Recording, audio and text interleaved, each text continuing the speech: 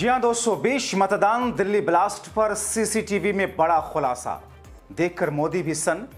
Urgent meeting, तो क्या अब इस्तीफा देंगे गृह मंत्री शाह? और इस बीच में मोदी निकले विदेश। स्वागत है आप सभी का। आप देख रहे हैं द राजनीति का विशेष सेगमेंट खबर और विश्लेषण। मैं हूं जबार खान। दोस्तों, क्या वाकई पहलगाम के आतंकी हमले से हमने कोई सबक नहीं सीखा? क्या अभी भी सुरक्षा व्यवस्था में किसी तरह की कोई चूक थी? आखिर 300 किलोग्राम एमोनियम नाइट्रेट कैसे पकड़े गए और उसके चंद घंटों के बाद में दिल्ली में ब्लास्ट कैसे हो गया? आखिर जो सीसीटीवी फुटेज सामने आए इस ब्लास्ट से रिलेटेड, उसमें कौन सा चौंकाने वाला खुलासा हो रहा है? और सवाल ये कि क्या अमित शाह अब इस्तीफा दे ही देंगे? आखिर मोदी इतने नाजुक मौके पर विदेश दौरे पर क्यों निकल गए?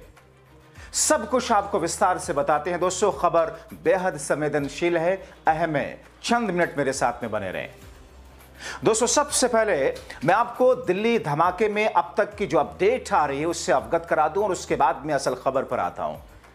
दोस्तों, अब तक इस धमाके में 2 महिलाओं समेत 12 लोगों के मारे जाने की खबर की पुष्टि की जा रही है। कहा यह जा रहा है कि 10 से 12 लोगों की मौतें हुई, 24 लोग अस्पताल में घायल।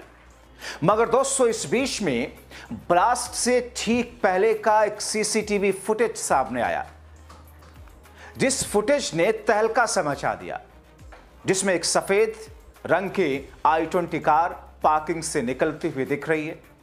पुलिस के मुताबिक इसमें डॉक्टर मोहम्मद उमर के होने का शक है। पुलिस यह कह रही है कि उमर फरीदाबाद मॉड्यूल का हिस्सा हो सकता है। मगर एक जो और चौंकाने वाली खबर है वो ये कि सोशल मीडिया पर, टेलीग्राम पर एक पोस्ट वायरल हो रही है, जिसमें आतंकी संगठन लश्कर-ए-तैयबा ने दिल्ली में हुए इस ब्लास्ट की जिम्मेदारी लेने का दावा किया है।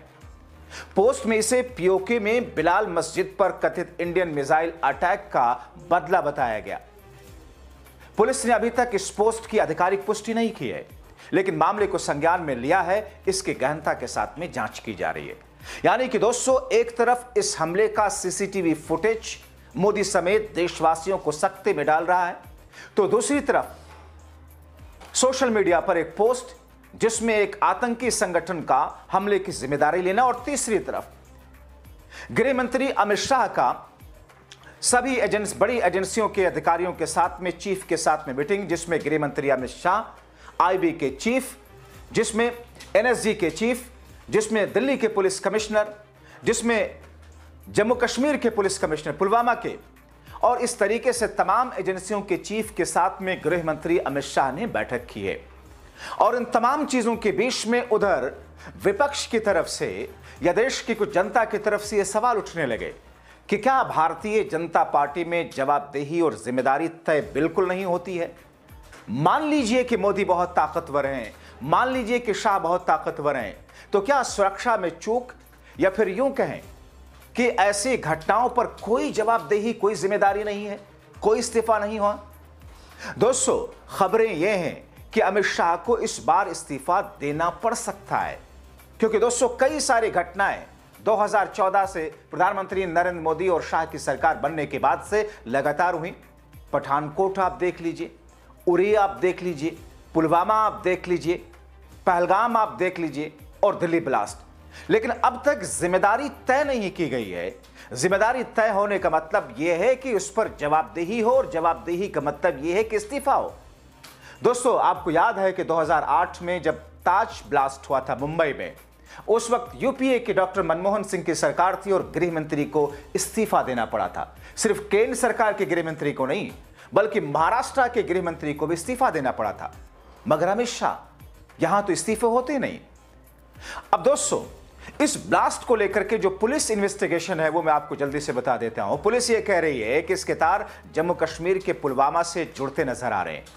दोस्तों, पुलवामा वही जगह जहां पर 2019 के लोकसभा चुनाव से पहले, जिसमें हमारे 40 जवान शहीद हुए थे, जिसमें बड़ी तादाद पैमाने पर, बड़ी मात्रा में विस्फोटक ब्लास्ट हुआ था, उसी पुलवामा से इसका कनेक्शन जोड़ा जा रहा है। जिसमें पुलिस ने सोमवार की रात यानी गुजरी रात पुलवामा के अवंतीपोरा पुलिस स्टेशन के पंपोर इलाके से 3 संदिग्धों को हिरासत में लिया। पुलिस के मुताबिक हिरासत में लिए गए तीनों संदिग्ध पुलवामा जिले के निवासी हैं, जिसमें नाम तारिक अहमद मलिक बताया जा रहा है, पुत्र गुलाम अहमद मलिक एटीएम गार्ड हैं। आमिर रशीद दूसरे बताए जा रहे हैं, पुत्र रबी राशिद मीर है। वायरल तस्वीर में दिखता है व्यक्ति, ऐसा कहा जा रहा है तारिक का सिम कार्ड इस्तेमाल कर रहा था और उमर राशिद जो कि पुत्र अबी रशीद मीर है। आमिर और उमर दोनों भाई हैं। जानकारी के अनुसार तारिक अहमद और आमिर रशीद को श्रीनगर लाया गया, जबकि उमर रशीद अभी पंपोर पुलिस स्टेशन में है और उससे पूछताछ चल रही है। पुलिस कहती है कि कार ब्लास्ट में मारे गए संदिग्ध का नाम डॉक्टर उमर यू नबी है, यानी कि डॉक्टर उमर जिसको कार का ओनर बताया जा रहा, थर्ड ओनर बताया जा रहा, क्योंकि पहला ओनर सलमान नाम के शख्स का जिक्र आया और उसके बाद में किसी कुलदीप या इस तरह का कोई नाम बीच में सामने आया और उसके बाद का जो थर्ड ओनर बताया गया वो उमर जिसकी ये कार थी। और इसी उमर के बारे में कहा गया कि इसके चेहरे पर मास्क था, लेकिन गाड़ी में बैठा हुआ शख्स उमर ही लग रहा था। फरीदाबाद के मेडिकल कॉलेज में ये पढ़ाई करता था, डॉक्टरी की पढ़ाई करता था। डॉक्टर आदिल का सहयोगी बताया जा रहा है। ये बताया जा रहा है कि दिल्ली ब्लास्ट में इस्तेमाल हुई कार का मालिक तारिक, जिसकी पहचान तारिक अहमद मलिक के रूप में हुई। यह कार कथित तौर पर डॉक्टर उमर को दी। उमर को फरीदाबाद टेरर मॉड्यूल से भी जोड़ा जा रहा है, जिसका भंडाफोड़ हाल में ही हुआ है। दोस्तों, दिल्ली पुलिस के स्पेशल सेल के मुताबिक डॉक्टर उमर पार्किंग में खड़ी i20 कार में लगभग 2.5 घंटे तक बैठा रहा। वो एक पल के लिए भी कार से बाहर नहीं निकला। पुलिस सूत्रों के मुताबिक डॉक्टर उमर या तो किसी का इंतजार कर रहा था या फिर पार्किंग में किसी निर्देश का इंतजार। उमर फरीदाबाद मॉड्यूल का हिस्सा बताया जा रहा। पुलिस के मुताबिक दिल्ली पुलिस ने लाल किले के पास हुए विस्फोट को लेकर यूएपीए के तहत एफआईआर दर्ज की। सुरक्षा एजेंसियों ने आत्मघाती हमले के एंगल से भी जांच शुरू किया कि क्या ये फिदायीन हमला था, यानी कि आत्मघाती, या फिर इसे रिमोट के जरिए से कहीं से ब्लास्ट किया गया। फिलहाल आरडीएक्स केस में सबूत नहीं मिले। दोस्तों, जो लोग इस ब्लास्ट में मारे गए हैं उनके बारे में आपको जल्दी से बता देता हूं। मरने वालों की उम्र 21 से 58 साल के बीच बताई जा रही है। इसमें से 2 से 4 शवों की पहचान की बात कही जा रही है। धमाके में लोग बुरी तरीके से जले हुए, कुछ के शरीर के टुकड़े दूर तक बिखरे हुए मिले। ब्लास्ट कार के पिछले हिस्से में हुआ।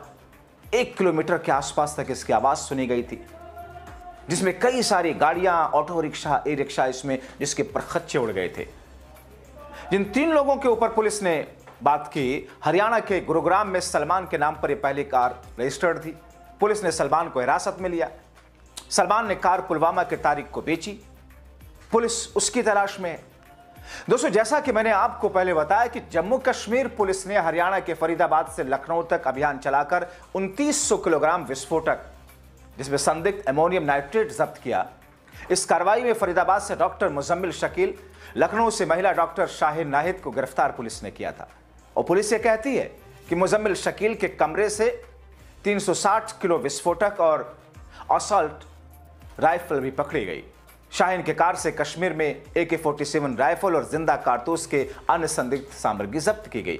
डॉक्टर मुजम्मिल के बारे में बताया जा रहा है कि यह फरीदाबाद की अल फलाह यूनिवर्सिटी में पढ़ाता था। यह पुलवामा के कोयल का रहने वाला है। डॉक्टर शाहीन उसकी महिला दोस्त बताई जाती है। मुजम्मिल डॉक्टर शाहीन के कार इस्तेमाल करता था। उसने फरीदाबाद के धौज गांव में 3 महीने पहले किराए पर कमरा लिया।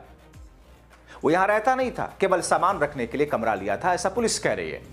आपको बताएं कि इससे पहले 7 नवंबर को जम्मू कश्मीर पुलिस ने सहारनपुर, उत्तर प्रदेश के पश्चिमी इलाके से डॉक्टर आदिल अहमद को गिरफ्तार भी किया था। अनंतनाग का रहने वाला आदिल अनंतनाग के सरकारी मेडिकल कॉलेज JMC में प्रैक्टिस करता था। 2024 में वहां से इस्तीफा दिया और उसके बाद वो सहारनपुर में प्रैक्टिस करने लगा। दोस्तों, फरीदाबाद के ACP क्राइम वरुण दहिया ये दावा करते हैं कि शकील ने लगभग 8 महीने पहले फतेहपुर तागाब में इमाम से एक घर में किराए पर लिया घर। पुलिस को आरोपियों द्वारा किराए पर लिए गए 2 घरों का पता चला। मौलवी की संपत्ति से अमोनियम नाइट्रेट बरामद हुआ, ऐसा कहा जा रहा पुलिस के जरिए। पुलिस मौलाना इस्ताक से पूछताछ कर रही है, लेकिन अभी इस पर कुछ कहना बेहद जल्दबाजी होगी। लेकिन दोस्तों, जिस तरीके से, जिस अंदाज में ये पूरा का पूरा ब्लास्ट हुआ और जितना खतरनाक इसका लेवल था, इसकी इंटेंसिटी जितनी हाई थी, जाहिर तौर पर अभी तक इसमें कौन से केमिकल इस्तेमाल किए गए, कौन से विस्फोटक पदार्थ थे, उसके बारे में बातें सामने तो नहीं आई। लेकिन जो लोग मरे हैं, जिनके शव से कौन से कण बरामद हुए, कौन सी चीजें बरामद हुई, उस जगह पर जहां पर यह ब्लास्ट हुआ वहां पर से क्या चीजें मिली, इन तमाम चीजों को लेकर के एजेंसियां, क्योंकि आमतौर पर दोस्तों जब ब्लास्ट होता है, बम ब्लास्ट होता है, जिस जगह होता है कई बार वहां गड्ढे भी होते हैं, उसके तार, उसके छर्रे, उसकी दूसरी चीजें मिलती हैं, शरीर पर उसके निशान और उसकी चीजें मिलती हैं। अब ऐसे में पुलिस के लिए कई सारी चुनौतियां हैं। उन चुनौतियों को लेकर पुलिस जांच पड़ताल कर रही है, लेकिन सवाल इस बात का है कि अमित शाह गृह मंत्री के तौर पर इतनी सारी आतंकी घटनाओं के बीच में जवाबदेही के लिए क्या खुद को सामने करेंगे? गृह मंत्री हैं, इस्तीफे होते रहे इसी देश में, सरकारों में हमने देखा है, और इसीलिए लोग ये कह रहे हैं कि क्या अब अमित शाह इस्तीफा देंगे। हालांकि दोस्तों मोदी का प्रधानमंत्री का दौरा तो पहले से शेड्यूल रहा होगा, मगर दोस्तों जब देश में इतनी बड़ी घटना हो जाए, इतना बड़ा हमला हो जाए, आतंकी हमला हो, तो फिर देश छोड़ करके ऐसी जगह आप जाएं, इसके माने क्या है? क्योंकि पहलगाम आतंकी हमले के वक्त में आप तो सऊदी अरबिया थे, जिस वक्त वो हमला हुआ आप उस दौरे को कैंसिल करके भारत पहुंच गए थे, और अब जो कि बिहार चुनाव के दूसरे चरण के मतदान के चंद घंटों पहले ये ब्लास्ट हुआ, तो आप अपने शेड्यूल को बाकी रख करके विदेश चले जाते हैं। अमित शाह मीटिंग करते हैं, लेकिन जवाबदेही और जिम्मेदारी की बात नहीं होती है। सीसीटीवी फुटेज में कई सारी चीजों के खुलासे होते हैं। क्या कहा जाए? अपनी राय कमेंट बॉक्स में जरूर लिखें।